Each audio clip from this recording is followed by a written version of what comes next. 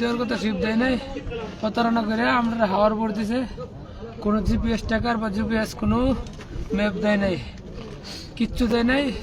বলছে যে সোজা চলে যাও, এরকম বলে ধাক্কা মারে বাসায় গেছে সোজা চলে যাও। সোজা চলে গিয়ে আমরা কোনো কুল কিনারা পাই নাই। 6 দিন 6 লাইট আমরা শুধু রাউন্ড দিছি। রাউন্ড, সাগর তো বিশাল বড়। এই পৃথিবীতে বাঁচতে হলে টাকার প্রয়োজন আছে। তবে ভাই, তোমরা ঠিকই জানতে যে তোমাদের সাগর পথেই ইটালিতে পাড়ি দেওয়া হবে। ভিটে বাড়ি বিক্রি করে, দিন আদায় করে, ঋণ করে তোমরা ওইখানে গেছো। আরে ভাই, টাকার প্রয়োজন আছে, তবে যেখানে জীবনেরই কোনো নিশ্চয়তা নেই সেখানে টাকা কি হবে?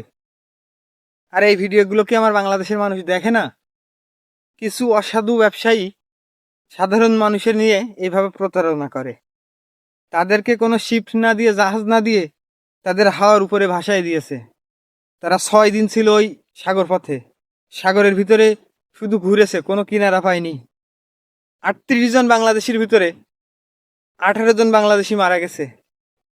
আসলে কিছু অসাধু ব্যবসাদারের জন্য আমাদের বাংলাদেশি ভাইদের আজকে এই অবস্থা।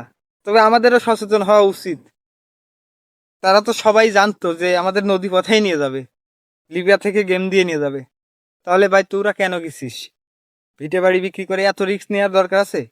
আরে ভাই, মিডিল স্টেট হোক, একটু কম ইনকাম হোক, কম খাই, যেখানে জীবনেরই নিরাপত্তা নেই সেখানে আমি কেন যাব? আর আমাদের বাংলাদেশি মানুষের সচেতন হওয়া উচিত। এইসব দালালের খপ্পরে পড়ে নিজেরা ধ্বংস হওয়া আর নিজের পরিবার ধ্বংস হওয়া আসলে মেনে নেওয়া যায় না ভাই। যেগুলো মানুষ মারা গেছে তাদের কাছ থেকে, এক একজনের কাছ থেকে কত টাকা নিয়েছে তার কোনো ঠিক নেই।